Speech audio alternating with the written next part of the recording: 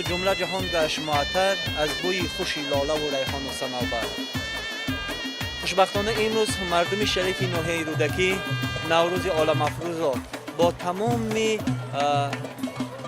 برد و باختش، با تمام هنرهای مردمیش جشن گرفته ایستاده است و کل مردم تاجیکستان را به نوروز عالم افروز تبریک و مبارکباد گفته و خاندان آنها پیش از همه صحتی، سلامتی، آسمانی صاف، تنجی و آرامی و برای بابای دهقان که نخستین دانه‌های امید خویش را به زمین می‌پاشد برای کار را تمنا داریم. بار دیگر مردم شریف تاجیکستان نوروزتان مبارک.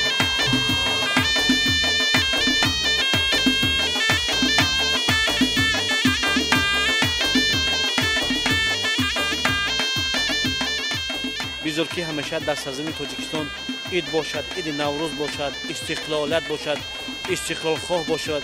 بگذار همیشه در سرزمین تاجیکستان در تنجی و آرامی، آسودگی، پیشروی تمام پهلوهای گوناگون خواجگی خلق پیشروی باشد. امروز که دهقان دانه خود را به زمین می‌پاشد برای مردم سرزمین تاجیکستان، برای تاجیکستان عزیز فیض و برکت عطا می‌شود و بار دیگر بزرگی ملت ما را، بار دیگر بزرگی فرهنگ ما را، بار دیگر تشبث‌های را برای دولت ما را به جامعه جهانی پیشنهاد نماید.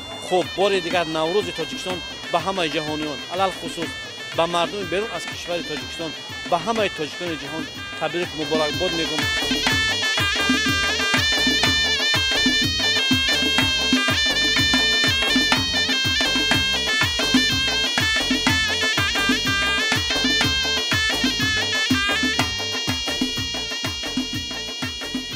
نوروز بیا که انتظاریم تو را، هر دم نگران به چشم چاریم تو را.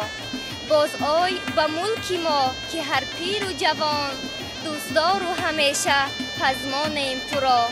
نوروز عالم افروز را بی‌صبرانه انتظار بودیم و چنان می‌بینید امروز نوروز عالم افروز فرا رسید و شادی و نشاط هر یکی ساکن جمهوریمان را حد و کنار ندارد و در ناحیه ما نیز جوانان و پیرانسالان و در عموم همه ساکنان نوروز را با یک شکوه و شهامت خاصه جشن گرفته ایستادند. نوروز را ما جوانان باید با تمام عرف و عادت، رسم و رسومش حفظ نماییم.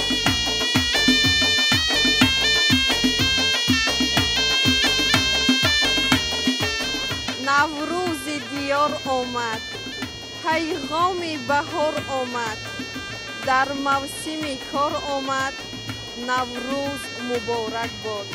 هم زیب چمن نوروز، هم زیب وطن نوروز، در دشت و دامن نوروز، نوروز مبارک باد.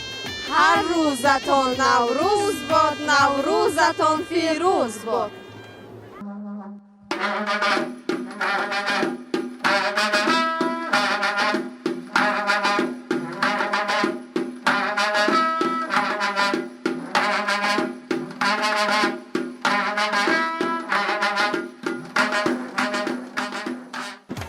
آغوش پر از یاسمن، خوش آمدی نوروز من، آراسته است باغ و چمن، خوش آمدی نوروز من.